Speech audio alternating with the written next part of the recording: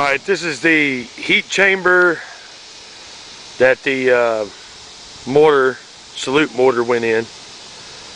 And there's the other two heat chambers, which are relatively flat, maybe an inch or two thick. But this is the heat chamber that you saw fly off screen that I put the round in. It is expanded quite a bit there. And there's the blast, and that's what you saw fly out of the side of it.